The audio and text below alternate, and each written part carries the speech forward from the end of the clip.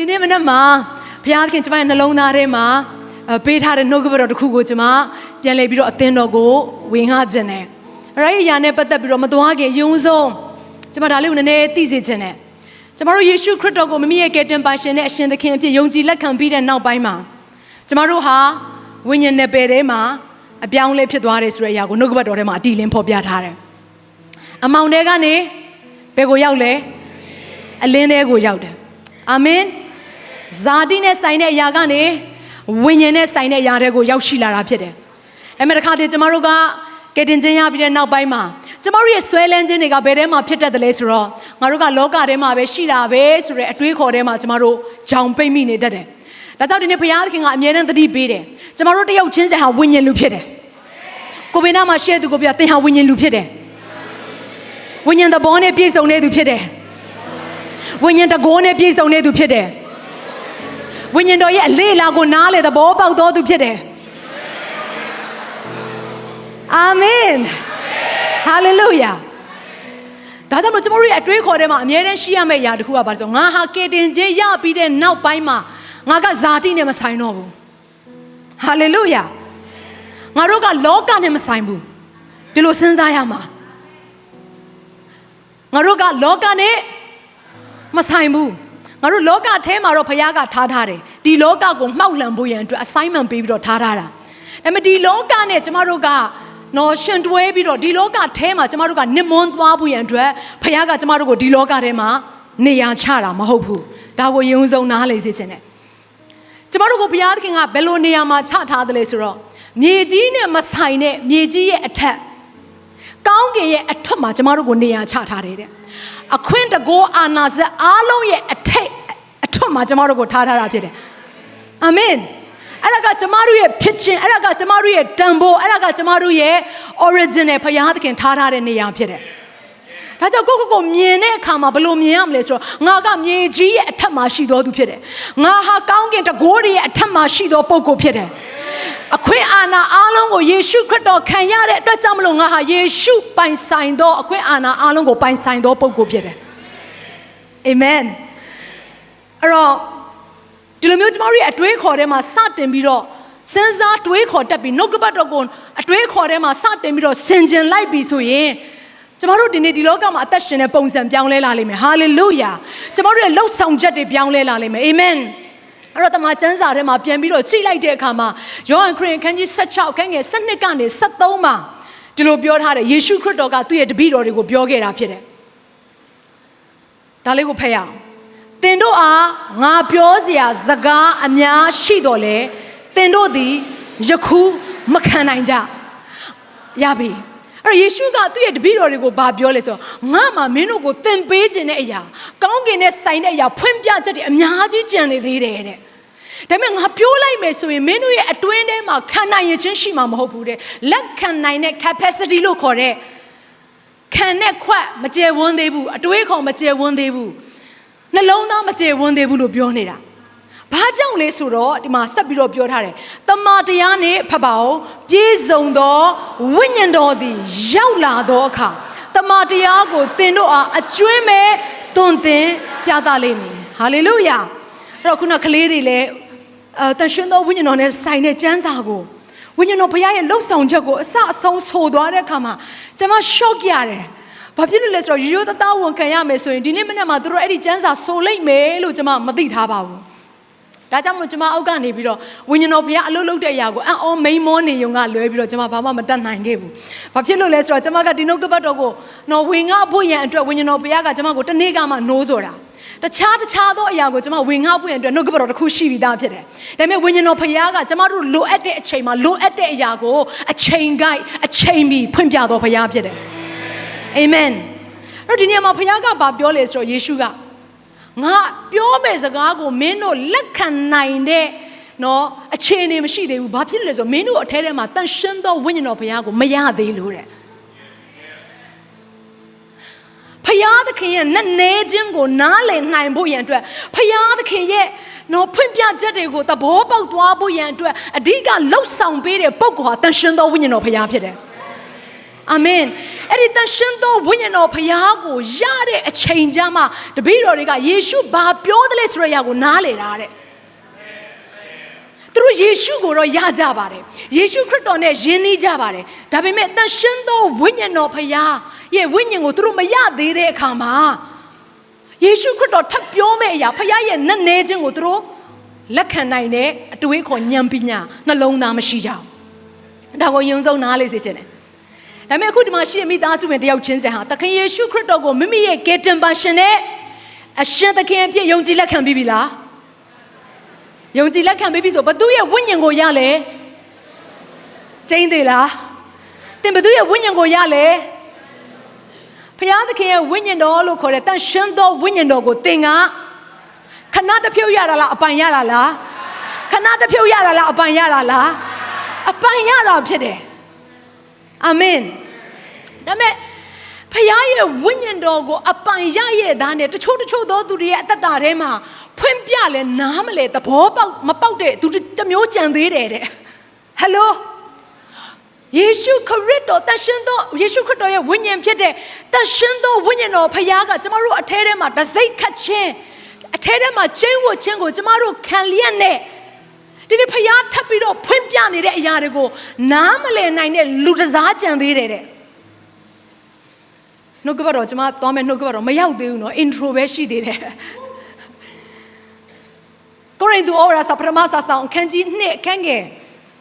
14ကနေ15ကိုဖတ်ရအောင်အတူတူကဖတ်ရအောင်1 2 3ဇာတိပဂရိလူသည်ဖခင်သခင်၏ဝိညာဉ်တော်အရာတို့ကိုမခံမယူ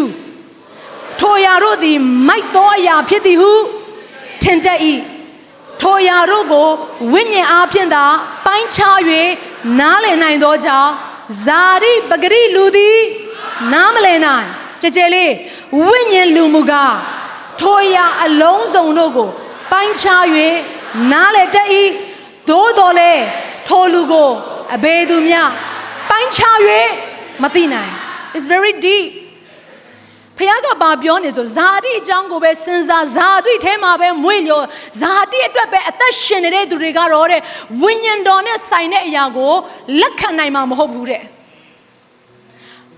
ခံယူခြင်းစိတ်လည်းမရှိဘူးတဲ့တရှင်သောဝိညာဉ်တော်ဘုရားရဲ့အကြောင်းကိုပြောပြီးဆိုသူတို့ကဘလို့ပဲအတွေးခေါ်ထဲမှာပေါ်လာတယ်ဆိုမိုက်မဲတဲ့အရာတွေရုပ်တိမရှိတဲ့အရာတွေလို့ပဲသူတို့ကတွေးထင်နေတဲ့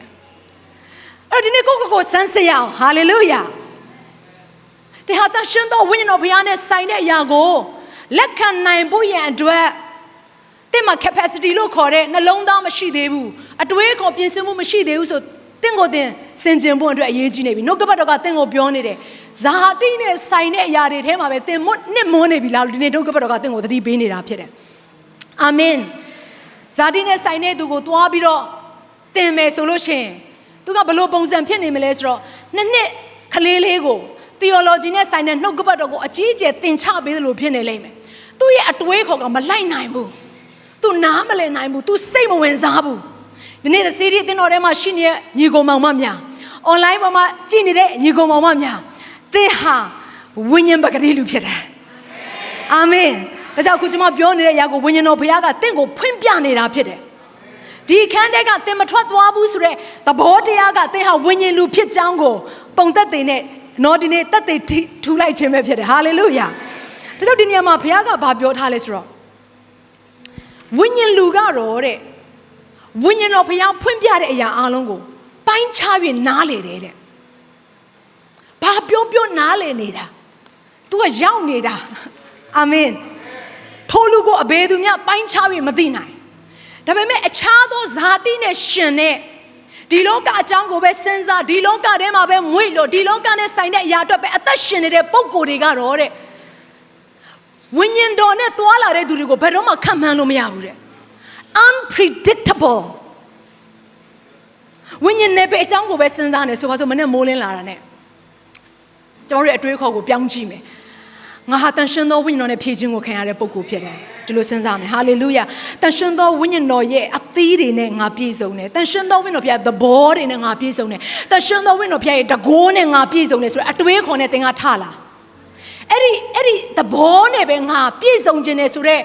စိတ်အားကြီးခြင်းနဲ့သင်ထလာ ဒီအဲ့ဒီမှာအသက်ရှင်တဲ့ပုံစံကိုဒီလောကမှာရှိသူကနားမလည်နိုင်ဘူးဒီအလောက်ကိုသွားတယ်အလောက်ထဲမှာဆိုပါစို့ကြီးမားတဲ့ပြဿနာတစ်ခုတွေ့တယ်ကုမ္ပဏီကဒေဝါလီခင်ရတော့မယ့်အခြေအနေမှာတင်ကဘယ်လိုစဉ်းစားနေလဲငါ့ကိုဝိညာဉ်တော်ဘုရားကဥဆောင်နေဒီလိုစဉ်းစားနေလားဝိညာဉ်တော်ဘုရားကငါ့အတွက်လမ်းအသက်တွေကိုပဲဖွင့်ပေးနေတာဘာလို့ဆိုတော့ကပောက်ကျန်ခန်းကြီး1ခန်းငယ်1ကနေ2ကိုကြည့်လိုက်မယ်ဆိုအဆောင်နဲ့ဘုရားသခင်ဒီကောင်းကင်ရဲ့မြေကြီးကိုဖန်ဆင်းတော်မူ၏အာမင်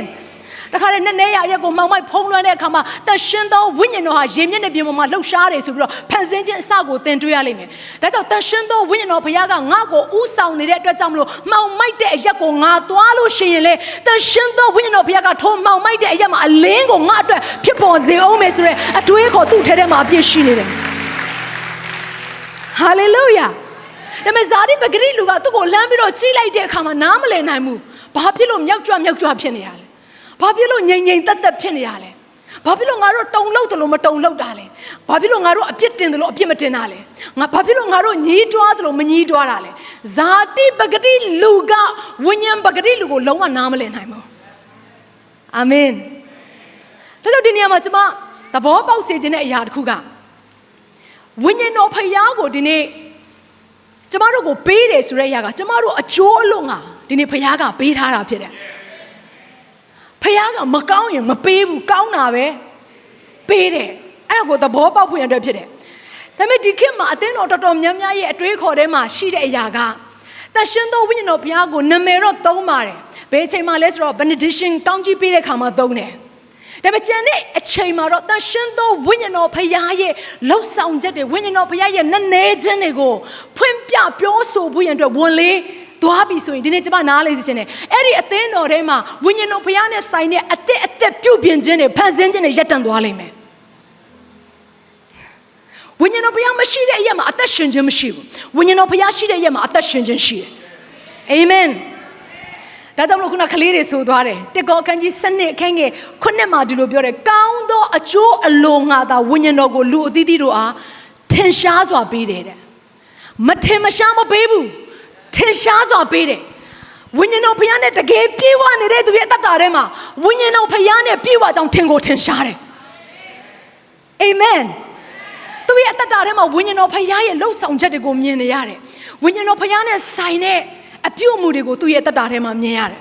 ဒါကြောင့်မလို့ယေရှုခရစ်တော်ပြောခဲ့တဲ့အရာလေးရှိတယ်ယောဟန်ခန်းကြီး16အခန်းငယ်9မှာဒီလိုပြောတယ်ယေရှုကတခါမှဒီလိုမျိုး emphasize လုပ်ပြီးတော့မပြောဘူးသဘောကျလို့ပါဘာပြောထားလဲဆိုတော့လိုက်ပြောပါဦးငါအမှန်ကန်ဆိုသည်ကနောက်တစ်ခေါက်ပြန်ပြောပါဦးငါအမှန်ကန်ဆိုသည်ကဒီမှာအဲ့စကားလုံးလေးနဲ့တင်ကျွန်မတက်ပြီးတော့တော်တော်လေးယဉ်မိတယ်ဘာဖြစ်လို့လဲဆိုယေရှုပြောတဲ့စကားမှာအမှန်ကန်မပါခဲ့တာရှိလို့လားသခင်ယေရှုပြောတဲ့စကားမှာအမှန်ကန်မဖြစ်ခဲ့တဲ့အရာတစ်ခုမှမရှိခဲ့ပါဘူးဒါပေမဲ့ဒီနေရာမှာအမှန်ကန်ဆိုသည်ကလို့ပြောတဲ့အရာမှာအကြောင်းရင်းရှိတယ်တတိပေးနေတာမှတ်မိစေချင်တာတနည်းအားဖြင့်အရေးတယူနဲ့ကျမတို့ကိုနော်နားထောင်စေခြင်းတဲ့အရာကိုပြောနေတာဖြစ်တယ်ငါအမှန်ကန်ဆိုသည်ကငါသွားရင်သင်တို့အကျိုးရှိလိမ့်မယ်အကြောင်းမူကငါမသွားရင်ဥပစ္စေဆရာသည်ဥပစ္စေဆရာဆိုတာကတန်ရှင်းသောဝိညာဉ်တော်ကိုပြောခြင်းဖြစ်တယ် Holy Spirit သင်တို့စီတို့မလာငါသွားရင်ထိုးသူ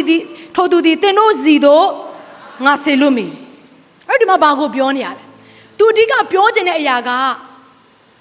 ငါသွားတဲ့အခါမှာဝိညာဉ်တော်ဘုရားကိုဒီလောကကိုငါဆေလို့ပေးမယ်ငါနဲ့မင်းတို့နဲ့ယဉ်နှမှုရှိတယ်လို့ချိတ်ဆက်မှုရှိတယ်လို့ငါမရှိတော့တဲ့အခါမှာတန်ရှင်းသောဝိညာဉ်တော်ဘုရားရောက်လာတဲ့အခါမှာယဉ်ဤကျွမ်းဝင်ခြင်းထဲမှာတွာလာပါမိတ္တဟာရဖွဲ့ခြင်းထဲမှာတွာလာပါလို့ပြောနေတာငါမရှိလေငါလိုမျိုးပဲမင်းတို့ကိုချစ်မဲ့သူမင်းတို့ကိုတွန်တင်မဲ့သူမင်းတို့ကိုလမ်းပြမဲ့သူသင်ကြားမဲ့သူတိဆောက်မဲ့သူစိတ်ပြိုးမဲ့သူရှိနေတယ်အာမင်တခါတလေခရိယန်တော်တော်များများကဘယ်လိုစဉ်းစားသလဲဆိုတော့ငါတို့ကအခြားသောဘာသာရေးတွေလိုမျိုးဖယားကိုမမြင်ရတဲ့အတွက်ကြောင့်မလို့ငါတို့ကဖယားမဲ့နေသလားဆိုတဲ့အတွေးခေါ်တွေရှိကြတယ်ဒီနေ့ကျမတို့ဟာဖယားမမဲ့ဘူးဖယားတကားရဲ့ဖယားတကိုးတကားရဲ့တကိုးရဲ့အထွတ်ထိပ်မှာရှိနေတဲ့တန်ရှင်းသောဝိညာဉ်တော်ဖယားနဲ့နေ့ရက်အစဉ်တိုင်းမှာချိတ်ဆက်မှုရှိနေတဲ့ပုံကိုယ်တွေဖြစ်တယ်အာမင်ဒါကြောင့်လို့ဒီနေရာမှာယေရှုကဘာပြောနေရလဲဆိုတော့ငါအမှန်ကန်ဆိုတယ်ငါသွားရင်မင်းတို့အကျိုးရှိမယ်တဲ့ ဘာလို့ဥပစ္စေဆရာကိုငါဆေလွတ်မယ်တဲ့ဥပစ္စေဆရာလို့ခေါ်တဲ့တန်ရှင်းသောဝိညာဉ်တော်ဖခင်မင်းတို့စီကိုရောက်လာတဲ့အခါမှာငါနဲ့ယဉ်ဤကျွမ်းဝင်တယ်လို့ယဉ်ဤကျွမ်းဝင်လိုက်ပါတဲ့အဲ့ဒီအထဲထဲမှာဝိညာဉ်တော်ဖခင်ရဲ့ဥဆောင်ခြင်းအပြင်ဖခင်သခင်ကနက်နေတဲ့လှုပ်ဆောင်ချက်တွေကိုကျမတို့ကိုနားလေစေမယ်လို့ပြောနေတာဖြစ်တယ်အာမင်အခုမှစပါဒါကြောင့်ယုံကြည်သူတယောက်ချင်းစီတိုင်းဒီနေ့နှုတ်ကပတ်တော်ရဲ့ခေါင်းစဉ်ကပါလဲဆိုတော့တန်ရှင်းသောဝိညာဉ်တော်ဖခင်နဲ့မိတ္တဟာယဖွဲ့ခြင်းရှိရမယ်ဒီနေ့မနက်မှာဝိညာဉ်တော်ဖခင်နဲ့စကားပြောခဲ့တဲ့သူဘယ်နှယောက်ရှိလဲဝိညာဉ်တော်ဖခင်ရဲ့ Good morning နော်အာမင်လက်ခုပ်တီးအောင်ပြောတယ်တချို့တဝက်ပဲပြောတာမဟုတ်ရဘူးအသင်းတော်တစ်ခုလုံးယုံကြည်သူတယောက်ချင်းစီတိုင်းအသင်းတော်တိုင်းဟာတန်ရှင်းသောဝိညာဉ်တော်ဖခင်နဲ့စကားပြောဖို့အတွက်ဖြစ်တယ်ကျမတို့ကဖခင်သခင်နဲ့မိတ္တဟာယဖွဲ့ဖို့အတွက်ဖခင်သခင်ဖန်ဆင်းခဲ့တာအဲ့ဒါကဖခင်ရဲ့ original ရည်ရွယ်ချက်ဖြစ်တယ်ဖခင်ရဲ့အချစ်တွေကိုခံစားဖို့အတွက်ဖခင်နဲ့ယဉ်ဤကျွမ်းဝင်ဖို့အတွက်ဖခင်ရဲ့သဘောတဘာဝတွေထဲမှာအသက်ရှင်ဖို့အတွက်ဖခင်နဲ့မိတ္တဟာယဖွဲ့ဖို့အတွက်ဒီနေ့ဖခင်သခင်ကကျမတို့ကိုဖန်ဆင်းထားတာဖြစ်တယ်အာမင်ဒါကြောင့်မို့ဒီနှုတ်ကပတ်တော်ထဲမှာဗာပြောထားလဲဆိုတော့တမန်တော်ဝတ္ထုခန်းကြီး1အခန်းငယ်10ကနေ17ကိုကြည့်လိုက်တဲ့အခါမှာယေရှုခရစ်တော်ကကောင်းကင်ကိုစောင့်ယူခြင်းကိုခံရတဲ့အချိန်မှာကောင်းကင်တမန်တွေကဗာပြောလဲဆိုတော့အခုမင်းတို့ရဲ့မျက်မှောက်မှာကောင်းကင်ကိုစောင့်ယူခြင်းကိုခံရတဲ့ယေရှုခရစ်တော်ကမင်းတို့မျက်မှောက်စီကိုတဖန်ပြန်ကြွလာအောင်မယ်တဲ့အခုတော့တဲ့ဟေဘရဲခန်းကြီး10အခန်းငယ်12ကိုရောက်လာတဲ့အခါမှာဖယားသခင်လက်ရတော်ဘက်မှာအစဉ်မြဲထိုင်နေပါတယ်တဲ့တမန်တော်ဝတ္ထုခန်းကြီး1ကိုရောက်လာတဲ့အခါမှာတန်ရှင်းသောဝိညာဉ်တော်ဘုရားဟာဒီလောကကိုဆင်းသက်လာတယ်တဲ့ဒါဆိုဒီလောကမှာကျမတို့အနားမှာနေ့ရက်အစဉ်တိုင်းရှိနေသောပုဂ္ဂိုလ်ကဘာတူလဲတန်ရှင်းသောဝိညာဉ်တော်ဘုရားဖြစ်တယ်အာမင်ဒါကြောင့်မလို့ရှင်ပေါလုကဘာပြောလဲဆိုတော့ကိုရိန္သုဩဝါစာဒုတိယစာဆောင်ခန်းကြီး73ခန်းငယ်14မှာဒီလိုပြောတယ်အရေးကြီးတယ်အတူတူကဖတ်ရအောင်1 2 3သခင်ယေရှုခရစ်၏ကျေးဇူးတော်၎င်းဘုရားသခင်၏မြတ်တာတော်၎င်းတန်ရှင်းသောဝိညာဉ်တော်၏မိတ္တဟာယတော်၎င်းသင်တို့အပေါင်း၌ရှိစေတည်းအာမင်ငါတို့သခင်ယေရှုခရစ်တော်ရဲ့ကျေးဇူးတော်အကြောင်းကိုအရင်ပြောတယ်ဘုရားသခင်ရဲ့မြတ်တာတော်အကြောင်းကိုလည်းဟဲ့ကျမတို့ဝန်ခံကြပါတယ်ဒါပေမဲ့တန်ရှင်းသောဝိညာဉ်တော်ဘုရားနဲ့မိတ္တဟာယဖွဲ့ခြင်းဆိုတဲ့အရာကိုကျမတို့ဝန်ခံခြင်းအားနည်းနေတတ်တယ်ဒီနေ့ယုံကြည်သူများဘုရားသင်ကိုသတိပေးနေတယ်ဝိညာဉ်တော်ဘုရားနဲ့ဘာလုပ်ရမလဲဆိုတော့မိတ္တဟာယဖွဲ့ရမယ်မိတ္တဟာယဖွဲ့ခြင်းဆိုတဲ့အရာကသူကနော် one way conversation မဟုတ်ဘူးတစ်ဖက်သက်ပဲစကားပြောနေတာမဟုတ်ဘူးအပြန်အလှန်စကားပြောခြင်းရှိတယ်အာမင်ကျမတို့ကဘုရားကိုစကားပြောလို့ရတယ်လို့ဘုရားကလည်းကျမတို့ကိုပြန်ပြီးတော့စကားပြောတယ်ဘုရားကစကားပြောတော့ဘုရားဖြစ်တယ်ဒါဆိုရင်ဖယားစကားပြောတာကျွန်တော်ဘယ်လိုလုပ်ကျမဘယ်လိုလုပ်သိနိုင်မလဲဒီလိုပြောကြတယ်အဲ့တော့ဘာဖြစ်လို့လဲဆိုတော့တချို့သောသူတွေကအပေါ်ကနေဟေးဆရာဟန်နရီမင်းကငါမန္တလေးမြို့သွားစေချင်တယ်ဒီလိုအတန်မျိုးကိုကြားချင်တာ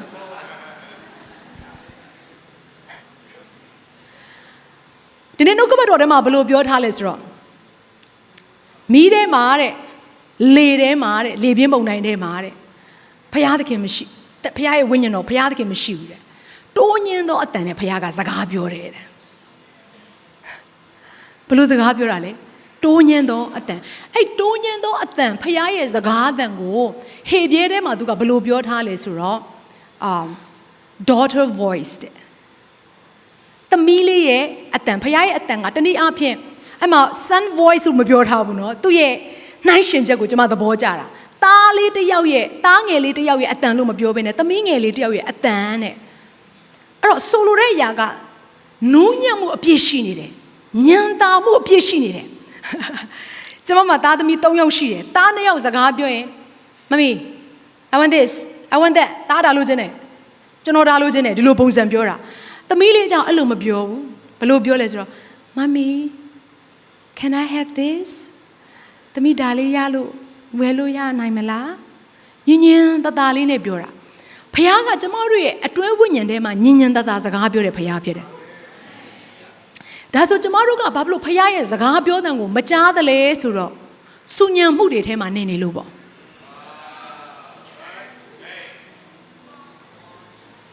နောက်တစ်ချက်ကဖခင်ရဲ့စကားအသံကိုအာယုံမဆိုင်လို့ပေါ့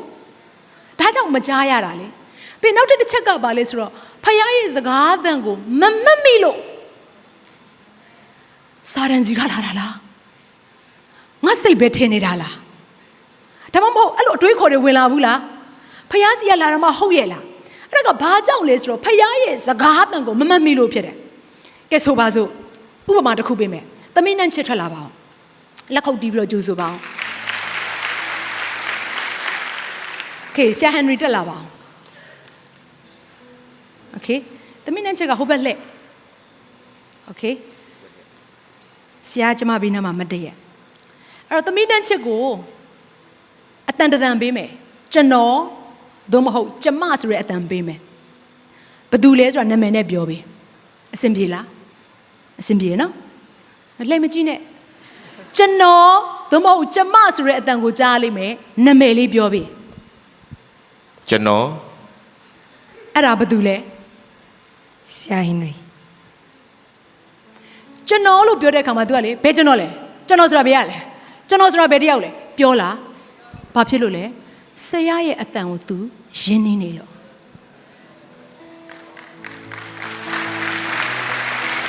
အာမင်ဒါဆိုကျွန်တော်တို့ကမမှတ်မိဘူးဆိုတဲ့အကြောင်းအရာကစကားခဏခဏမပြောလို့သူ့အတန်ကိုခဏခဏနားထောင်တတ်တဲ့အကျင့်မရှိသေးလို့အဲ့တော့အခုဒီမှာထပ်ပြီးတော့ပြောကြည့်မယ်ကျမဒါဆိုခုနကျမလို့ပြောတာဘာလို့လဲဆရာမသူရမ်းကျွမ်းကျင်နေတယ်ကြည့်နော်ဖျားစီကလာတဲ့စကားအသံလားမာနစီကလာတဲ့စကားအသံလားတောင်းကတမန်စီကလာတဲ့စကားအသံလားကိုယ့်ရဲ့စိတ်ဝိညာဉ်တွေကဖြစ်ပေါ်တဲ့စကားအသံလားဆိုတဲ့အရာကိုသိနိုင်ဖို့အတွက်ဖျားစကားများများနားထောင်ကြံတဲ့အရာအတုစစ်လာဆိုခွဲနိုင်တယ်အာမင်ယေရှုတင်တယ်ဖျားကစကားပြောနေတယ်နေ့တိုင်းစကားပြောတာဖျားစကားပြောတဲ့အရာကိုဘလို့သိနိုင်တယ်လဲဆိုတော့အခုကျွန်မအဖြစ်အပျက်တစ်ခုနဲ့ပြောပြမယ်တမန်တော်ဝတ္ထုခန်းကြီး20ခန်းငယ်22ကနေ23ကိုကြည့်တဲ့အခါမှာရှင်ပေါလုကတန်ရှင်သောဝိညာဉ်တော်ဘုရားနဲ့စကားပြောတယ်ဆိုတဲ့အရာကိုတွေ့ရတယ်ရှင်ပေါလုကပြန်ကြည့်လိုက်မယ်ဆိုရင်သူကကောရိန္သုထဲမှာဘလို့ပြောထားလဲဆိုတော့ငါကတဲ့အခြားသောသူတွေထက်အခြားသောဘာသာစကားနဲ့ငါဆုတောင်းသောပုဂ္ဂိုလ်ဖြစ်တယ်တဲ့တနည်းအားဖြင့်ငါဟာဝိညာဉ်တော်နဲ့ချိတ်ဆက်နေသောသူဖြစ်တယ်တဲ့ဒီလိုပြောနေတာအခြားသောဘာသာစကားနဲ့ပြောတဲ့အခါမှာသူကစိတ်နှလုံးနဲ့ဆုတောင်းတယ်လို့လည်းခေါ်တယ်တနည်းအားဖြင့်ဝိညာဉ်နဲ့ဆုတောင်းခြင်းအင်္ဂလိပ်လိုဆို very clear spirit နဲ့ဆုတောင်းခြင်းကိုပြောနေတာအဲ့တော့အခြားသောဘာသာစကားနဲ့ငါကအခြားသောသူတွေထက်ငါဆုတောင်းတယ်တဲ့တခြားပြန်ဖက်ကြည့်ပါတေကောအခန်းကြီး14ထဲမှာတွေ့ရတယ်အခန်းငယ်9-6လောက်ကိုရောက်ရင်တွေ့ရတယ်အဲ့တော့တနည်းအားဖြင့်သူဟာတန်ရှင်သောဝိညာဉ်တော်ဘုရားနဲ့အမြဲတမ်းဘယ်သွားအထိုင်အထတိုင်းမှာသူကချိတ်ဆက်နေတဲ့စကားပြောနေတဲ့ပုံကိုတယောက်ဖြစ်တယ်ဒါနဲ့တမန်တော်ဝတ္ထုခန်းကြီး20ခန်းငယ်22ကနေ23ကိုရောက်လာတဲ့အခါမှာအတူတူကဖတ်ပေးပါအောင်ကျွန်မ1 2 3ယခုမှငါသည်ဝိညာဉ်တော်အားဖြင့်ချီနှောင်ခြင်းကိုခံ၍ယေရုရှလင်မြို့သို့သွားရ၏ထိုမြို့၌အဘယ်မှုရောက်မည်ကိုမသိသို့တော်လည်းချီနှောင်ခြင်းညှင်းဆဲနှိပ်စက်ခြင်းအမှုတို့သည်ငါကိုဆိုင်းလင့်သည်ဟုတန်ရှင်းသောဝိညာဉ်တော်သည်ခတ်သိမ်းသောမြို့တို့၌ငါအားတသက်ခံတော်မူ၏အခုဒီနေရာမှာယေရှုခရစ်တော်ကငါ့ကိုစကားလာပြောတယ်လို့ပေါလုမပြောဘူးဘသူစကားလာပြောတယ်လို့ပြောတယ်လေတန်ရှင်းသောဝိညာဉ်တော်သူ့ကိုစကားလာပြောတာတသက်လာခံတာ confirm လာပေးတာတန်ရှင်းသောဝိညာဉ်တော်ဘုရားနဲ့လေသူကချီနှောင်ထားတယ်ဆိုတဲ့အရာကတလုံးတစ်ဝါတည်းဖြစ်နေတယ်ဆိုတဲ့အရာကိုပြောနေတာဟယ်လို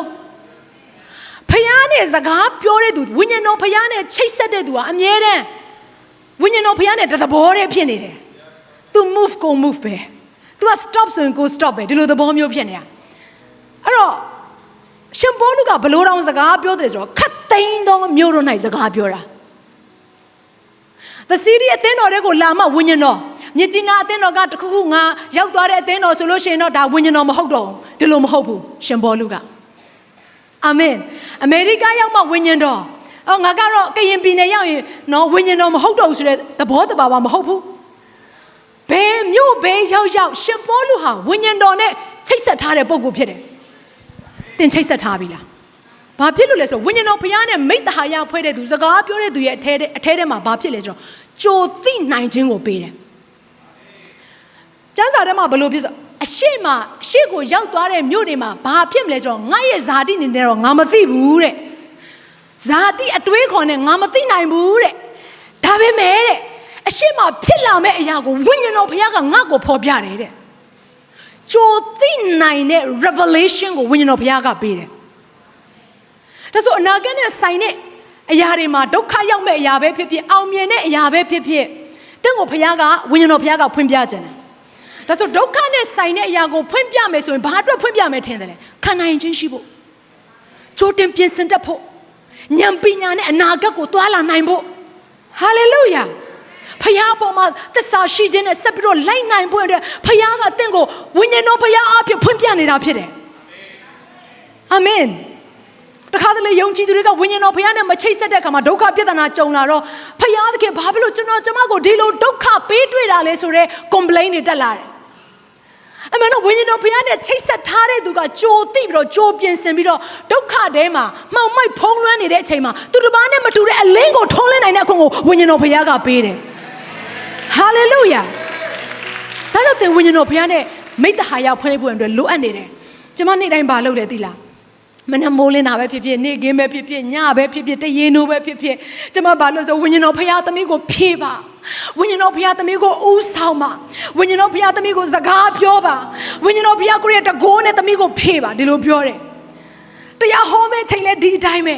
တခါတလေကျမနှုတ်ကပတ်တော်ဝင်ရတဲ့အခါမှာအယမ်းပင်ပန်းတယ်ဘာဖြစ်လို့ဆိုတော့ study လုပ်ထားတဲ့အရာတွေရှိတယ်လေ့လာထားတဲ့အရာတွေရှိတယ်မမားစေချင်ဘူး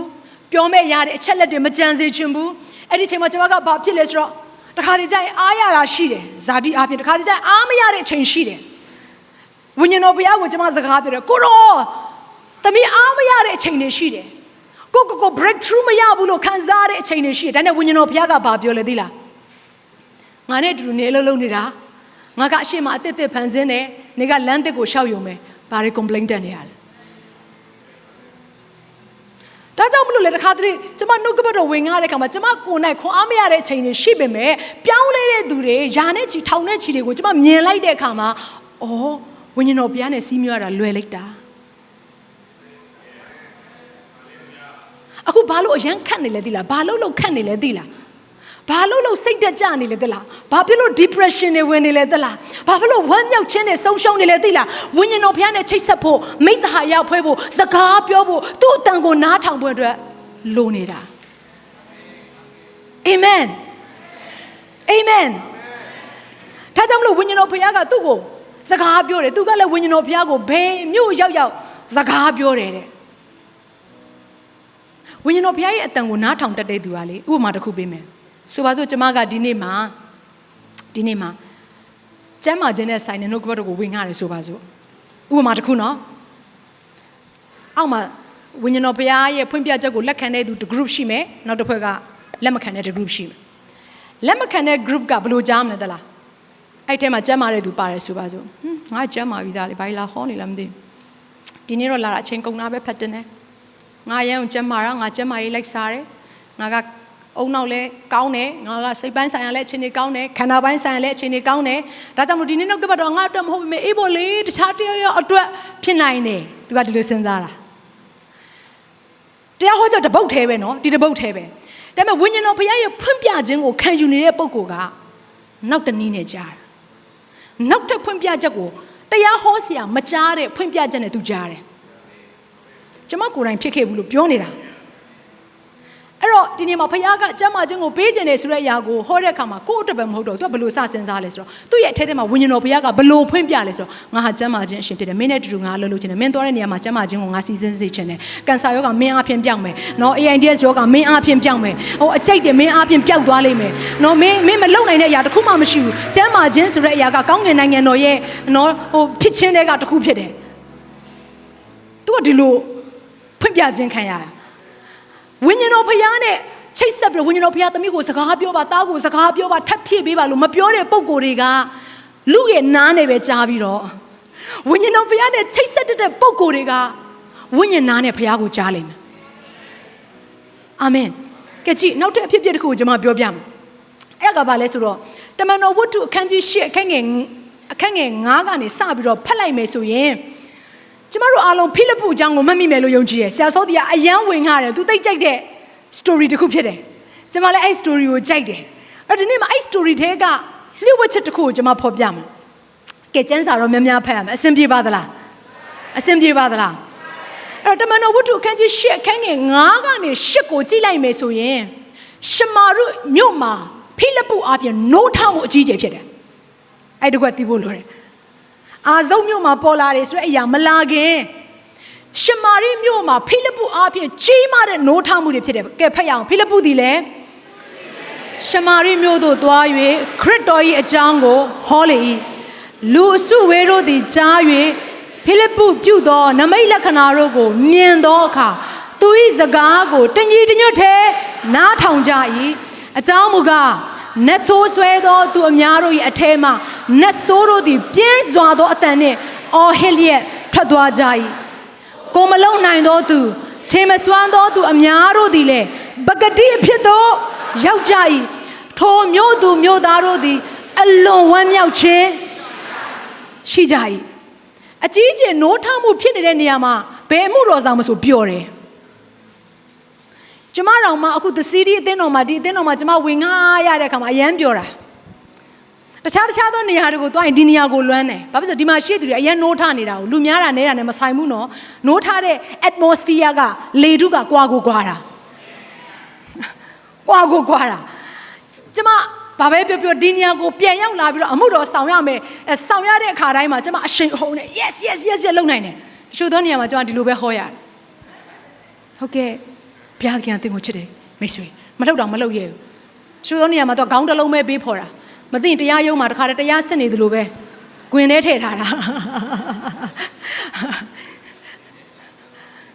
တိုက်ဆိုင် sorry နော်နိုးထနေတဲ့နေရာမှာဘယ်သူမှဆိုပြောတယ်ဒါပေမဲ့ဖခင်ကသူ့စီကိုလာပြီးစကားပြောတယ်နိုးထတဲ့မြို့တဲကနေတောလန်းကိုသွားတယ်ဘာအတွက်သွားခိုင်းတာလဲအီသီယိုပီးယားနိုင်ငံကလာတဲ့ဘယင်မကြီးရဲ့ဘုံကြီးတဲ့အမတ်တဲ့အဲ့လူကအဲ့ဒီနေရာကိုရောက်နေတယ်သူရှိတဲ့မြင်းရထားနောက်ကိုအမိလိုက်ခိုင်းတာရှမာရိမြို့ကနေပြီးတော့အခုနသူတို့ပြောတဲ့ဂါဇဘက်ကိုသွားတဲ့တော်လန်ထဲကိုအမိလိုက်ခိုင်းတာအဲ့ကျွန်မစဉ်းစားကြည့်တယ်ဒါလေးကိုကျွန်မစဉ်းစားကြည့်ဘာဖြစ်လို့များနိုးထမှုရှိတဲ့နေရာကိုခြံထားပြီးတော့မှလူမရှိနော်နည်းနည်းလေးပဲရှိပါတယ်ဆိုတော့သူပြောတဲ့လူတယောက်အတွက်ဘာဖြစ်လို့သွားခိုင်းတာလဲကျွန်မသဘောပေါက်သွားတယ်ဝိညာဉ်တော်ဖခင်ကအလုတ်လုတ်တဲ့အခါမှာမြို့တစ်မြို့ကိုပဲပြောင်းလဲစေနိုင်တာမကဘဲနဲ့နိုင်ငံတနိုင်ငံကိုလူတယောက်အပြင်ပြောင်းလဲစေနိုင်တဲ့နမိတ်လက္ခဏာကိုလှုပ်ချင်လို့ဥဆောင်သွားတာဘာဖြစ်လို့လဲဆိုတော့ဒီနေရာမှာစဉ်းစားကြည့်လိုက်ပါအခုနအေသီယိုပီအမတ်ကအမိဖခင်ကသူ့စကားကိုနားထောင်ရတယ်ဆိုမှတော့တနိုင်ငံလုံးကသူ့စကားကိုနားထောင်နေဆိုတဲ့သဘောတဘာဝနဲ့အတူတူပဲဟုတ်လားကဲဒီလိုမျိုးပုံကိုတယောက်ကိုလူစားတိအဖြစ်အချိတ်ဆက်ရပြီးတော့ဝင်ငှောက်ဖို့ဆိုတာမဖြစ်နိုင်ဘူးဆိုပါစို့အရန်နာမည်ကြီးတဲ့လူတယောက်ကိုနော်ဆိုပါစို့ဆရာအေလီရှဲကဝင်ငှခြင်းနဲ့ဆိုပါစို့သူနဲ့မသိဘူးဆိုရင်နော်သူကအကယ်၍ကျမကအရန်နာမည်ကြီးတဲ့သူနဲ့ကျမကခင်မင်ရင်းနှီးရဆိုသူကဘာလုပ်မလဲဆရာမကျွန်တော်ကလေနော်လူငယ်သာသနာထဲမှာသူ့ကိုကျွန်တော်တွားပြီးတော့အေဝံဂေလိလုပ်ချင်လို့ကျွန်တော်နဲ့ချိတ်ဆက်ပေးပါတဆင့်ခံပြီးတော့သွားရတယ်နာမည်ကြီးတဲ့သူပုဂ္ဂိုလ်တယောက်ယောက်အခွင့်ထူးခံတယောက်ယောက်နဲ့ချိတ်ဆက်ပြီးတော့မှအထက်ကိုရောက်နိုင်တာဒါပေမဲ့အခုဒီနေရာမှာအထက်ကိုရောက်နိုင်ဖို့ရန်အတွက်ကြီးမားတဲ့ပြောင်းလဲမှုတစ်ခုကိုစတင်ဖို့ရန်အတွက်လူနဲ့ဆိုင်တဲ့အချိတ်အဆက်လူနဲ့ဆိုင်တဲ့မျက်နှာသာရခြင်းမပါဘဲနဲ့ဝိညာဉ်တော်ဖခင်ရဲ့အချိတ်အဆက်နဲ့လှုပ်သွားတာဟာလေလုယာအဲ့ဒါကထူးခြားချက်ပဲဒါကြောင့်မလို့အီသီယိုပီးယားနိုင်ငံလိုနေရာမျိုးမှာလက်ဖခင်သခင်ကနှုတ်ကပတ်တော်ကိုဘယ်သူအားဖြင့်ရောက်စေခဲ့တယ်လဲဖိလိပ္ပုအားဖြင့်ရောက်စေခဲ့တယ်ဒါနဲ့အဲ့လောက်နဲ့မပြီးသေးဘူးအဲ့လူကချက်ချင်းနှစ်ချင်းခံတယ်ဟုတ်လားနှစ်ချင်းခံပြီးတော့မှဝိညာဉ်တော်ကားတဲ့ကျမ်းစာထဲမှာတေချာပြန်ဖတ်လိုက်ပါအချိန်မရှိမှဆိုလို့နော်အဲ့တော့အခန်းငယ်38ကနေ40ကိုဖတ်တဲ့အခါမှာဘာကိုတွေ့ရလဲဆိုရင်ဖိလိပ္ပုသည်လည်း40လောက်မှာဖိလိပ္ပုသည်လည်းအာဇုတ်မြို့မှပေါ်လာ၍တဲ့ ထိုမြို့မှကဲသရိမြို့တိုင်အောင်မြို့ရွာအစဉ်တိုင်းရှောက်သွား၍ဧဝံဂေလိတရားကိုဟောလေ၏ဘာဖြစ်လို့အခုနတောလန်းကနေအာဇုတ်မြို့ကိုပေါ်လာတယ်လေဆိုတော့ဝိညာဉ်တော်သည်ဖိလိပ္ပိကိုဆောင်ယူတော်မူ၏ဒီမှာဒါလေးကိုကျွန်မနားလေစေချင်တယ်သင်ဘယ်အလုပ်ပဲလုပ်ဖယားသခင်ကလူတွေမမြင်ဘူးတဲ့ပုံစံမကြားဘူးတဲ့ပုံစံမစင်စားဘူးတဲ့ပုံစံနဲ့သင်ရဲ့ထဲမှာအလုပ်လုပ်ဖို့ရင်အတွက်အမြဲတမ်းသူက ready ဖြစ်နေသင် ready ဖြစ်ဖို့ပဲလိုတာသူက ready ဖြစ်နေတယ်ကြည့်နော်သူ့မှာဘာအချိတ်ဆက်မှမရှိဘာအခွင့်အလမ်းမှမရှိဘာမျော်လင့်ချက်မှမရှိတဲ့တောလန်းထဲမှာနိုင်ငံတစ်နိုင်ငံရဲ့ခေါင်းဆောင်တစ်ယောက်ကိုနှုတ်ကပတ်တော်ဝင်ငှပြီးတော့ယဉ်နှစ်ချင်းပေးတယ်ဆိုတဲ့အရာဖြစ်တယ်လို့ဖြစ်နိုင်ခဲ့တယ်လို့ဒီနေ့တဲ့တက်တာအပြင်ဖခင်ကထိုကဲ့သို့သောအမှုရာတွေကိုလုပ်လိုက်မယ်ယုံပါအာမင်အမျိုးသမီးများကျွန်မဝန်ခံခြင်းနဲ့တဲ့တက်တာအပြင်မြန်မာနိုင်ငံမှာရှိတဲ့မပြောင်းလဲတဲ့နိုးထမှုဖြစ်လိမ့်မယ်ယုံပါအမျိုးသားများဒီနေ့မြန်မာနိုင်ငံထဲမှာရှိနေတဲ့ပြုပြင်ပြောင်းလဲရေးအားလုံးကိုဥဆောင်ရတဲ့ပုံကိုယ်တွေဟာသင်တို့ဖြစ်လာလိမ့်မယ်လူငယ်များမြန်မာပြည်ရဲ့အနာဂတ်ကိုအလှပဆုံးဖြစ်အောင်ဖန်တီးပြီးတော့ဒီနေ့တည်ဆောက်မဲ့သူဟာဒီနေ့ဒီမှာရှိတဲ့လူငယ်တွေဖြစ်ကြောင်းကျွန်မယေရှုနာမနဲ့ဝန်ခံတယ်ဟာလေလုယာကျွန်တော်တို့သင်တော်ထဲမှာရှိတဲ့ကလေးငယ်တွေဟာလေတန်ရှင်းသောဝိညာဉ်တော်ဘုရားရဲ့သွန်းလောင်းခြင်းအပြင်တခါမှမရခဲ့ဘူးတဲ့ breakthrough တွေကိုရပြီးတော့ငယ်ငယ်ရွယ်ရွယ်နဲ့နှုတ်ကပတ်တော်ဝင်ငှမဲ့ကလေးတွေဖြစ်ကြောင်းကျွန်မယေရှုနာမနဲ့ဝန်ခံတယ်အာမင်အဲ့လိုအတွေးခေါ်နဲ့အဲ့လိုအမြင်ကဘယ်အချိန်မှရောက်လာတာလဲဘယ်အချိန်မှရောက်လာတာလဲငါကဝိညာဉ်လူဖြစ်တယ်ဝိညာဉ်တော်နဲ့ချိတ်ဆက်နေတယ်ဝိညာဉ်တော်နဲ့တွာလာနေတယ်ဝိညာဉ်တော်အကြောင်းကိုပဲစဉ်းစားနေတဲ့အခါမှာအဲ့ဒီတက်နိုင်ခြင်းကသင်ရဲ့အသက်တာထဲမှာရောက်ရှိလာတယ်အခုကြည့်အခုစီးပွားရေးလုပ်နေတဲ့သူတွေကျွန်မဒါလေးကို prophet ပြုခြင်းတယ်အရင်ခက်နေတယ်မှတ်လားဘလောက်ပဲခက်ခဲသင်ရဲ့အသက်တာထဲမှာအရင်အနည်းမတည်မှုသင်ဘက်ကတပြားတစ်ချက်မှစိုက်ထုတ်ရှာမလို့ပဲနဲ့ဘုရားသခင်ကသင်ရဲ့အသက်တာထဲမှာကြီးမားတဲ့လုပ်ငန်းတွေကိုဘုရားထည့်ပေးလိမ့်မယ်ကျွန်မဝန်ခံတယ်အခုပညာရေးနယ်ပယ်မှာကျမတို့အစင်မပြေမှုတွေအများကြီးရှိတယ်ဘလောက်ပဲရှိတော့သင်မှာပညာရေးနဲ့ပတ်သက်ပြီးတော့ background မကောင်းတဲ့အရာပဲဖြစ်နေပါစေဘုရားသခင်ကပညာရှိတို့ကိုရှက်ကြောက်စေဖို့အတွက်လောကီအရာမှာသင်ဘလောက်ပဲအားနည်းနေပါစေပညာနဲ့ဉာဏ်နဲ့သင်ကိုဘုရားကအုပ်ချုပ်နိုင်ရတဲ့အခွင့်အရေးတွေလည်းဘုရားပေးလိမ့်မယ်ကျမယေရှုနာမနဲ့ဝန်ခံတယ်အဲ့ဒါဘုရားသခင်လှုပ်ဆောင်ချက်ဖြစ်တယ်အာမင်ဝိညာဉ်တော်ဘုရားရဲ့လှုပ်ဆောင်ချက်ဖြစ်တယ်ကဲနောက်တစ်ခုကိုကြည့်လိုက်တဲ့အခါမှာကဲသရိမြို့တိုင်အောင်မြို့ရွာအစဉ်အတိုင်းရှောက်သွားရေးဧဝံဂေလိကိုဝင်ငှတယ်မြို့ရွာအနှံ့ကိုရောက်သွားနိုင်တဲ့ power ဘယ်နေရာမှာဘယ်လိုသွားမလဲဘယ်လိုလုပ်ရမလဲဘယ်မြို့မှာဘယ်သူနဲ့ချိတ်ဆက်ရမလဲတော့ဘယ်စကားကိုဟောရမလဲဘယ်စကားကိုပြောရမလဲဆိုတဲ့အရာကိုဝိညာဉ်တော်အားဖြင့်ရှင်ပေါလုသိဖိလိပ္ပုသိတယ်သင်ရောသိပြီလားသင်သိဖို့အတွက်ဘာလုပ်ရမလဲဝိညာဉ်တော်ဘုရားနဲ့ချိတ်ဆက်မယ်ချိတ်ဆက်တယ်ဆိုတော့ဘာကိုပြောရလဲစကားပြောရမယ်စကားပြောကျွန်မမှတ်မိသေးတယ်ကျွန်မစင်ကာပူနိုင်ငံမှာရှိတဲ့အချိန်တုန်းကတရားဟောဆရာတယောက်လာတယ်သူကတရားဟောနေနေအခြားသောဘာသာစကားတစ်ချက်ထပြောတယ်ပြီးလေပြောဝိညာဉ်တော်ဖျားနေ oh I'm so happy ဆိုဘေးနောက်ကြီးကဘယ်သူမှမရှိဘူးလေဇာတိအနေနဲ့ကြည့်တဲ့သူကဒီလိုပဲစဉ်းစားမှာဒါပေမဲ့ तू အဲ့လိုမျိုးထပ်ပြုံးပြီးတော့ခဏနေကျရင်ထွက်လာတဲ့စကားလုံးတွေကလူငယ်စကားနဲ့ပြောမယ်ဆိုအနှစ်တည်းအသက်ရှင်ခြင်းနဲ့ဆိုင်တဲ့အရာတွေကို तू ကပြောတာဆိုတော့လူအနေနဲ့နားမလည်နိုင်တဲ့အရာတွေအားလုံးကိုဝိညာဉ်တော်ဘုရားကအပြောင်းလဲလုပ်ပေးနိုင်တယ်ဆိုတဲ့အရာကိုသဘောပေါက်စေခြင်းတယ်အာမင်ဒါကြောင့်တကောခန်းကြီးနှစ်ခန်းငယ်6ကနေ12မှာဒီလိုပြောထားတယ်အတူတူကဖတ်ရအောင်ကျမ်းစာလာသည်နဲ့အညီဖျားသခင်ကိုချစ်တော်သူတို့အဖို့လုံးကဖျားသခင်ပြင်ဆင်တော်မူသောအရာတို့ကိုလူမျက်စိဖြင့်မမြင်နားဖြင့်မကြားစိတ်နှလုံးဖြင့်မကြံစည်သေးထိုအရာတို့ကိုဖျားသခင်သည်မိမိဝိညာဉ်တော်အားဖြင့်ငါတို့အားဖော်ပြတော်မူ၏ဝိညာဉ်တော်သည်ဖျားသခင်၏နက်နဲသောအရာတိုင်အောင်ခတ်သိမ်းသောအရာတို့ကိုစစ်တော်မူ၏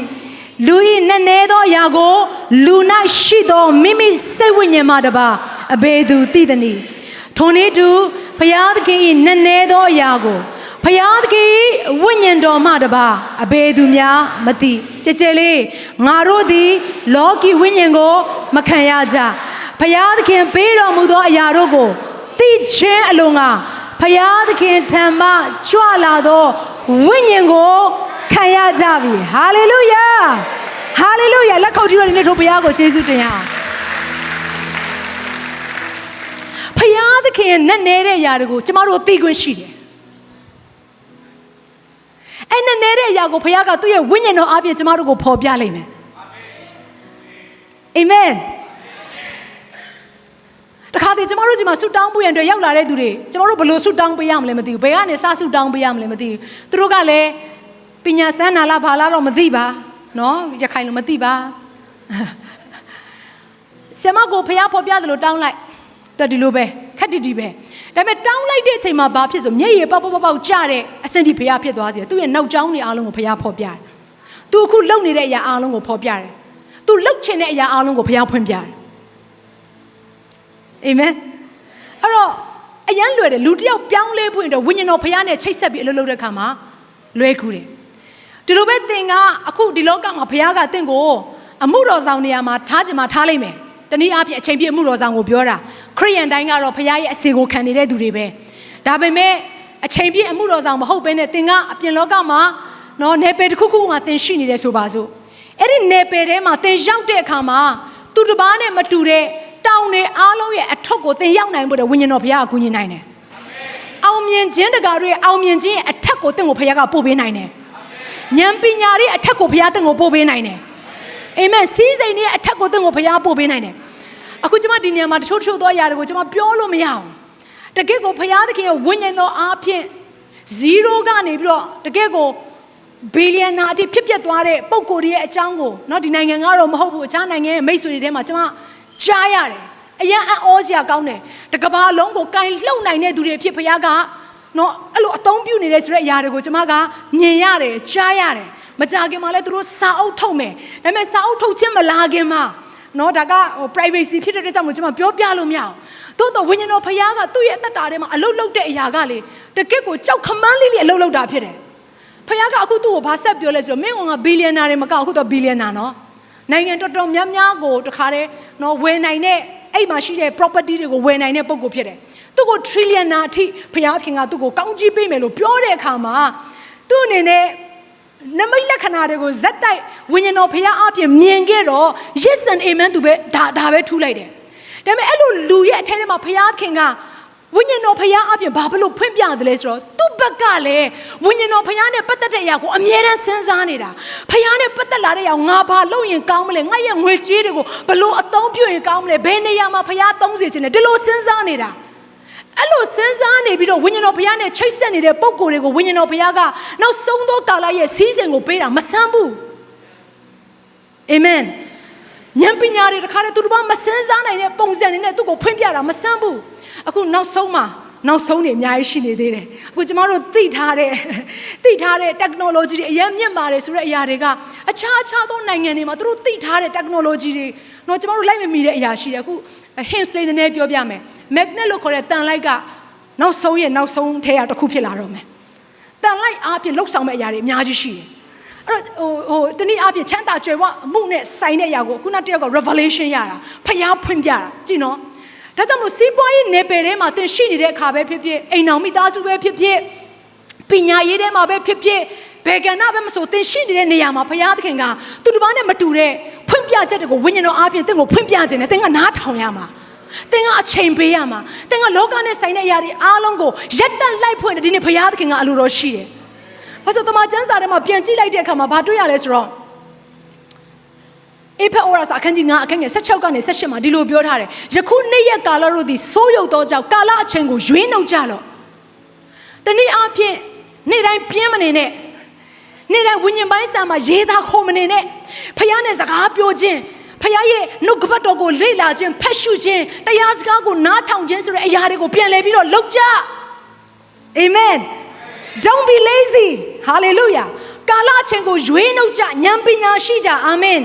ထို့ကြောင့်တတိမရှိသောသူမဖြစ်သခင်ဘုရား၏အလိုတော်ရှိရာကိုပိုင်းခြား၍သိတော်သူလိုက်ပြောပါအောင်ပိုင်းခြား၍သိတော်သူအာမင်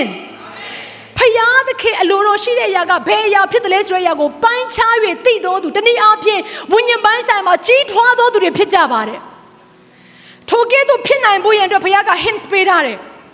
လွန်ကျူးစေတတ်သောစပြည့်ရဲ့ရှောင်းမရင်မှုခြင်းရှိသမျှကိုရှောင်းမလောကကိုအာဏာနဲ့ဝိညာဉ်တော်နဲ့ဆန့်ကျင်မဲ့ဖြစ်လိမ့်မယ်ဒီလောကကလူမျက်နာတွေကိုကြည့်ပြီးအထက်ရောက်ဖို့နဲ့မကြိုးစားပါနဲ့ဝိညာဉ်တော်နဲ့သွားလာတဲ့သူကလူတိုင်းရဲ့အထက်ကိုရောက်တယ်အာမင်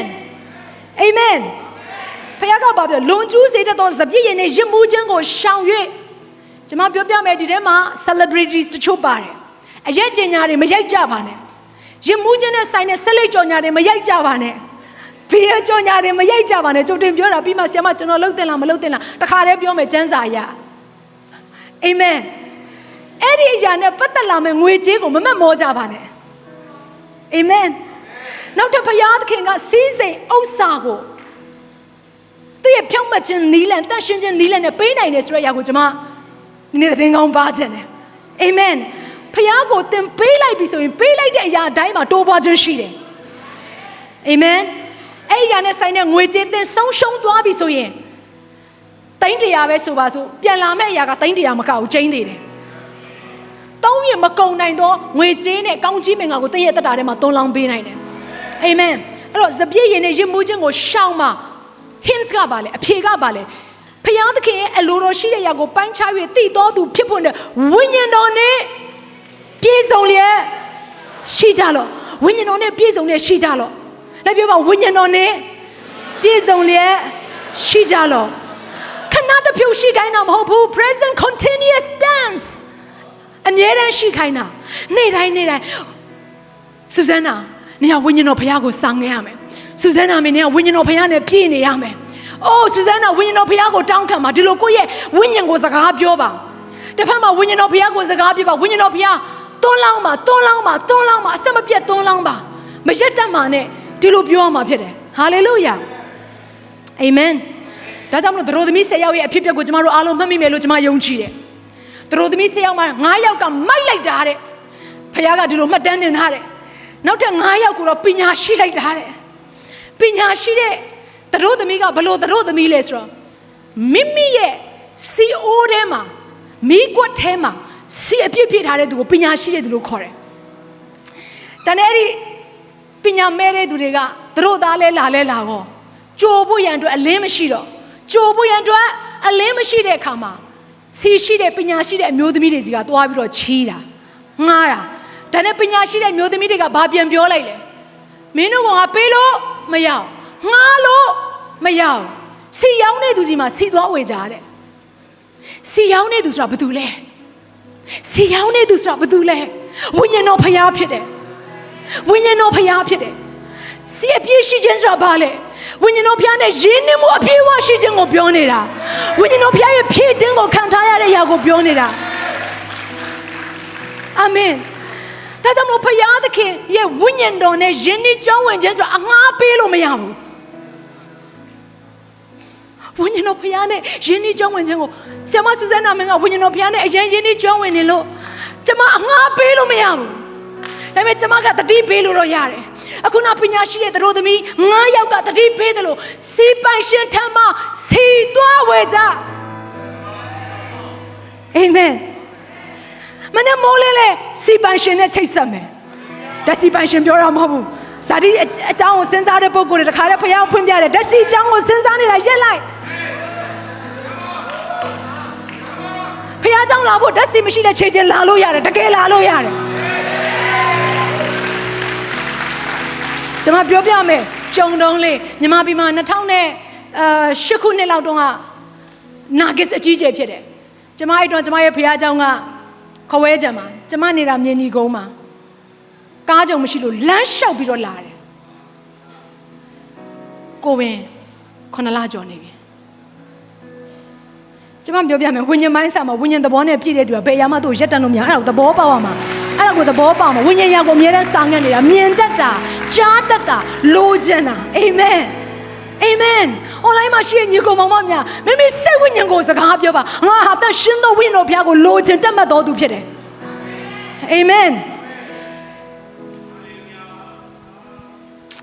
Hallelujah. အစမပြတ်ဖြည့်တာမှာ be filled with the Holy Spirit. Be being filled. အမြဲတမ်းဖြည့်တာသင်ရင့်ကျက်လာလိမ့်မယ်သင်ကြီးရင်လာလိမ့်မယ်သူများတွေးတယ်လို့မတွေးဘူးသူများပြောတယ်လို့မပြောဘူးတနည်းအားဖြင့်ငါတို့ဇာတိထဲကနေပြီးတော့စူးစမ်းပြီးတော့ယုံထွက်ရမယ်ဆိုတဲ့အစစ်မဟုတ်တော့ဘူးယုံထွက်တဲ့အစစ်မဟုတ်တော့ဘူးအပြစ်ထဲကနေစူးစမ်းပြီးတော့ယုံထွက်တဲ့အစစ်မဟုတ်တော့ဘူးသင်ကနေပယ်ပြောင်းလိုက်တဲ့အတွက်ကြောင့်မလို့ယုံထွက်ပြီးသားဖြစ်သွားတယ်ဝိညာဉ်တော်နဲ့ဆိုင်တဲ့အရာဝိညာဉ်နဲ့ဆိုင်တဲ့အရာကိုသင်ကစဉ်းစားတွေးခေါ်ပြီးတော့ဝိညာဉ်တော်နဲ့မိတ္တဟာရောက်ဖွေတဲ့အခါမှာသင်ကအလိုလိုဇာတိကိုနိုင်တာအာမင်တမချင်တဲ့ကအလိုလိုထွက်သွားပြီးသားဖြစ်တာမချမ်းမာခြင်းတွေကအလိုလိုထွက်သွားပြီးသားဖြစ်နေတာစိတ်ထကြခြင်းတွေကအလိုလိုထွက်သွားပြီးသားဖြစ်နေတာအာမင်တဲ့ကိုဖခင်ကဒီသူ့ရဲ့အထဲထဲမှာမွေးပျော်စေခြင်းနဲ့အာမင်ဒါဆိုအဲ့ဒီစီကိုဘယ်လိုဖြည့်မလဲစီကိုဘယ်နေရာမှာဖြည့်မလဲဘယ်ချိန်မှာဖြည့်လူမမြင်တဲ့တကားနောက်ွယ်မှာဖြည့်ရ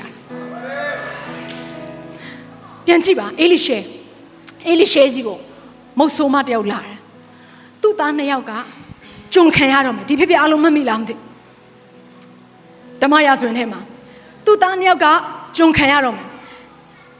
ဒုစရုဒ္ဒဆဆောင်ခန်းကြီးလေးခက်ငယ်တက်ကနေခုနှစ်တချို့သောသူတွေစံစာရေးခြင်းတဲ့သူတွေရှိရဆိုကျွန်မသဘောပေါက်တယ်ဓမ္မရာဇဝင်စရုဒ္ဒဆဆောင်ခန်းကြီးလေးခက်ငယ်တက်ကနေခုနှစ်အိမ်အောင်ပြန်ဖက်ကျွန်မပြောတဲ့အရာပဲယုံမနေနဲ့ကိုပြန်ဖက်အာမင်အဲ့ဒီချိန်မှာလာတဲ့အခါမှာမုတ်ဆိုးမကဘာပြောလဲဆိုတော့ခင်မွန်းတယ်မရှိတော့တဲ့အတွက်ကြောင့်မလို့ချင်းငါယူရင်းနဲ့အခုအကျွေးရှင်တွေလာတော့သားနှစ်ယောက်ကကျွံဖြစ်တော့မယ်ပေးစရာမရှိတဲ့အတွက်ကြောင့်မလို့ကျွံဖြစ်တော့မယ်ဒါကြောင့်မလို့ကေမသနာပါလို့ပြောတဲ့အခါမှာအေလိရှဲကဘာပြောလဲမင်းမဘာရှိလဲစီအိုးတစ်လုံးမှတပါဘာမှမရှိဘူးတဲ့ဒါပေမဲ့စီခံဖို့အိုးတစ်လုံးတော့ရှိနေတယ်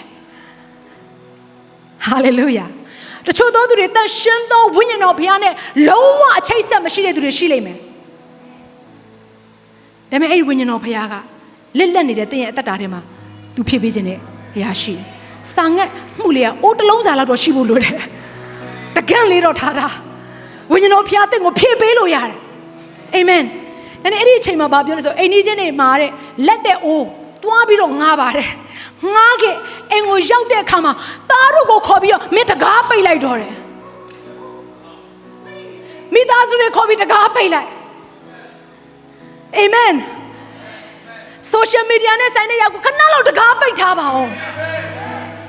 အာမင်အပျော်ပါးနဲ့ဆိုင်တဲ့ရောက်ခဏလောက်တကားပိတ်ထားပါအောင်ငွေကြေးတွေနဲ့ဆိုင်တဲ့အရာတွေကိုရှာဖို့ပဲစဉ်းစားနေရတယ်ခဏလောက်ဒီလောကနဲ့ဆိုင်တဲ့အရာကိုတကားခဏပိတ်လိုက်ပါအောင်အဲ့ဒီတကားရဲ့နောက်ွယ်ကိုသွားပြီးတော့မှစီဖြေးလို့ရတယ်တဲ့အဲ့ဒီတကားနောက်ွယ်မှာဒီနေ့ဖယားသခင်နဲ့ချိတ်ဆက်ပါဖယားသခင်နဲ့ယဉ်ကျေးပါလို့ပြောနေခြင်းဖြစ်တယ်အာမင်အဆက်မပြတ်မချားမလဲစကားပြောတဲ့အချိန်ရှိသလိုဝိညာဉ်တော်ဘုရားနဲ့အပြည့်ဖြည့်မယ်ဆိုရင်တော့နောက်တစ်ဆင့်ကပါလဲဆိုတော့သီးသန့်အချိန်ယူပြီးတော့မှဖယားနဲ့စကားပြောခြင်းဆိုတာရှိတယ်ထသွားထလာမဟုတ်တော့ကိုတော့ကျွန်တော်ကားမောင်းနေတဲ့ကွက်ကပါဝိညာဉ်တော်ဘုရားကျွန်တော်ကိုဥဆောင်ပေးပါအဲ့လောက်အဆင်မဟုတ်တော့တကားကိုပိတ်ပြီးတော့မှဖယားသခင်တို့သီးသန့်အချိန်ယူခြင်းနဲ့မှာဝိညာဉ်တော်ဘုရားနဲ့သီးသန့်စကားပြောခြင်းနဲ့မှာသင်သွားဖို့အတွက်အရေးကြီးတယ်အာမင်အဲ့ဒီအချိန်မှာ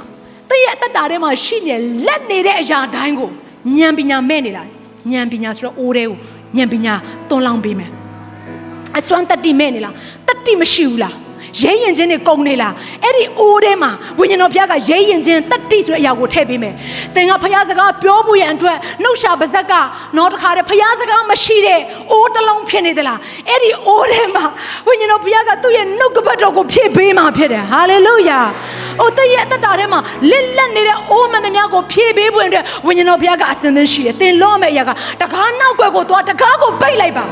ဒီလောကနဲ့ဆိုင်တဲ့တကားတွေကိုခဏလောက်ပိတ်ထားလိုက်ပါသင်ရဲ့အသက်တာထဲမှာထိုက်တန်တကားပိတ်လိုက်ခြင်းရဲ့သွန်းလောင်းခြင်းကိုခံစားရမယ်အာမင်ထိုက်တန်ရမှာဖြစ်တယ်လိုရာထပ်ပိုတဲ့အရာကိုရမှာဖြစ်တယ်အသက်ရှင်ခြင်းနဲ့ဆိုင်တဲ့သွန်းလောင်းခြင်းကိုသင်ခံစားရမှာဖြစ်တယ်ဟာလေလုယာသူတို့ဘာတွေကငတ်မောခေါင်းပါနေတဲ့အချိန်မှာ နှုတ်ကပတ်တော်မဲ့နေတဲ့အချိန်မှာနှုတ်ကပတ်တော်ရှားပါနေတဲ့အချိန်မှာသင်ရဲ့အသက်တာထဲမှာတော့အဆက်မပြတ်စီးဆင်းနေတဲ့မြည်ရည်ကဲ့သို့ဖြစ်လာမယ် Hallelujah Thank you Holy Spirit Amen ဘာသာရေးအတွေးခေါ်တဲ့ကထွက်ခဲ့ရအောင်ဇာတိနဲ့ဆိုင်တဲ့အတွေးခေါ်တဲ့ကထွက်ခဲ့ရအောင်ဘသူထဲမှာမွေးပြောမလဲတန်ရှင်းသောဝိညာဉ်တော်ထဲမှာမွေးပြောကြရအောင်တန်ရှင်းသောဝိညာဉ်တော်ဘုရားနဲ့စကားပြောရအောင်တန်ရှင်းသောဝိညာဉ်တော်ဘုရားကိုချစ်ရအောင်ဝိညာဉ်တော်ဘုရားကိုမချစ်တတ်တဲ့သူများဘုရားချစ်တတ်တဲ့နှလုံးသားပေးပါစေဝိညာဉ်တော်ဘုရားကိုဂုဏ်ပြုလေးစားဖွင့်တဲ့မေ့လျော့သောသူများထိုဝိညာဉ်တော်ဘုရားရဲ့တကုံးကြီးခြင်းကိုယခုပင်ဖွင့်ပြခြင်းခံစားရပါစေဟာလေလုယာအားလုံးရှိနေကနေခဏလောက်မတ်တရကြရအောင်